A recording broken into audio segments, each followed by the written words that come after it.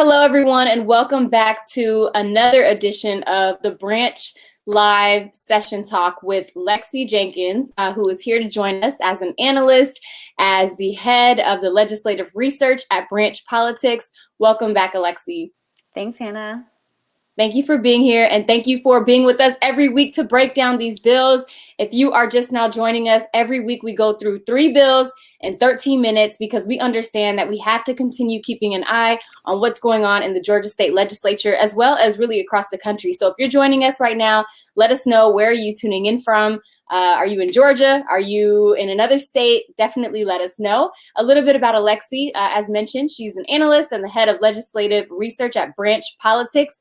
She has a bachelor's degree in political science with a concentration in American politics from Cal Poly San Luis Obispo and a Juris Doctorate from Harvard Law School. She is a transplant from California and a member of the California Bar. So, Lexi, we'll go ahead and dive right in. I know there's a lot of bills coming around about voting. Can you talk us through some of what's going on? Yes, so voting is really the big issue coming out of the Georgia General Assembly, which isn't super surprising since we just had this massive election where Georgia was kind of the focus of everything. So on both sides of the aisle, we're seeing a lot of bills coming out around voting. This week specifically, I wanted to focus on some of the Republican bills that are coming out. Just because they would make pretty significant changes to voting. And since we do have a Republican-controlled legislature, a lot of these are ones that we could see implemented. So the first bill I wanted to talk about is SB 71, and that would get rid of no excuse absentee voting. So Georgia was actually the first state in the country to implement no excuse absentee voting back in 2005, meaning that anyone who wants to vote absentee can, and they don't need to meet a specific list of requirements. They don't need any excuse. They can just fill out an application and vote by mail. So this bill would end that system and create a specific list of acceptable excuses to vote absentee. So those acceptable reasons are limited to if the voters have a physical disability or care for somebody with a physical disability, if election day falls on a religious holiday that they observe, if they work in a field that protects the health, life, and safety of the public, and they're required to work the entire time the polls are open, or if they are 75 years or older.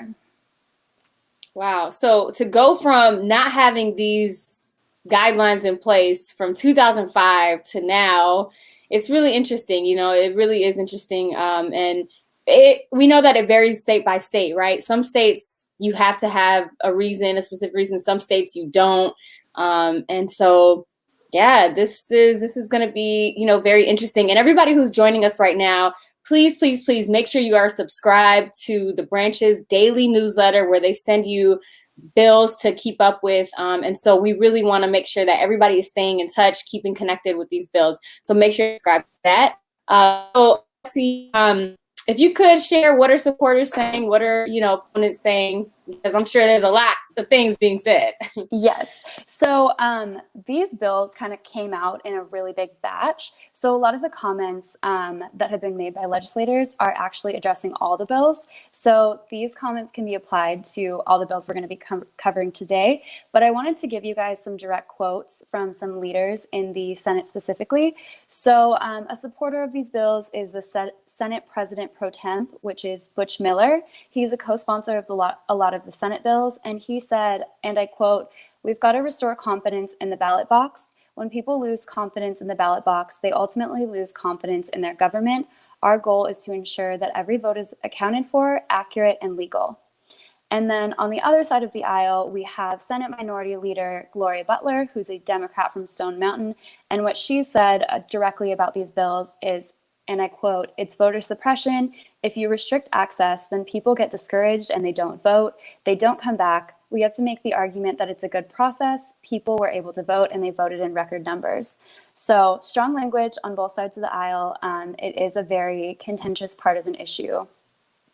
Wow. And I imagine it's going to continue to be contentious until the very last day of session. So thank you for highlighting that first bill. If you are joining us, everybody, and you want to learn more about these bills, we really encourage you to A, subscribe to the branch newsletter, and B, do a little bit more homework, do a little bit more research. You can literally Google these bills, and there will be plenty of articles, plenty of information that pops up. So the next bill that we have from your summary is House Bill 267, which requires that people vote in person before they can vote absentee. So what is this all about? Yeah, so like you said, this bill limits absentee voting to voters who've voted in elections before. So that means that when people register to vote for the first time, they can't immediately apply to vote absentee and then vote absentee in their first election. So they'd have to register to vote, vote in person, and then the next election, they would be eligible to apply to vote absentee. And this bill would mostly affect, it looks like young first-time voters. So before the runoffs in January, nearly 76,000 new voters registered, and 56% of these voters were under 35 years old. So if this bill was passed in the future, voters in those circumstances would not be able to vote absentee. They'd have to come to the polls in person. Wow. If you're just joining us, everybody, and you're listening to some of these bills, do y'all have any thoughts about this? What do you think about these bills so far that are getting reviewed today with Alexi from Branch? The first one being Senate Bill 71, which restricts absentee voting to a specific list of allowed reasons, meaning that, you know how this past election where everybody was able to vote by absentee in Georgia without having an official excuse or a reason? Well, now this bill would try and make it to where people would have to have a reason listed in the bill. And then the other one she just went through is House Bill 267, which requires that people vote in person before they can vote in absentee. So just as she was mentioned, if you're a first-time voter, you have to go to the poll physically. You can't vote by mail first. So two interesting bills that we're gonna have to follow to see what happens. Obviously, you see that there's strong opposition and there's also strong support for it, depending on which side you're on. So what about that last bill, Lexi, Senate Bill 69, which in your summary here says gets rid of automatic voter registration on DMV forms, which yes. Yeah. So currently Georgia has this thing called the motor voter law, which means that when Georgians interact with the DMV, so when they apply for licenses, permits, update their registration, their information is automatically given to the voter registration system. So when you apply for a license, you're automatically signed up to vote unless you opt out. And this has made up a big proportion of Georgia's registrations. So the Secretary of State has actually drawn attention to the fact that of Georgia's 7.7 million voters, 5 million actually registered through contact with the DMV. So this would have really big effects. It also deals with updating addresses and information. So currently that information is automatically shared from the DMV to voter registration. So if you move and you change your address on your license, the voter registration system will get that information. So this bill would actually end that practice. And instead, when voters go to turn in their forms to the DMV, they would have to verbally tell the DMV worker that they want the information to be used for voter registration purposes in addition to DMV purposes. All right.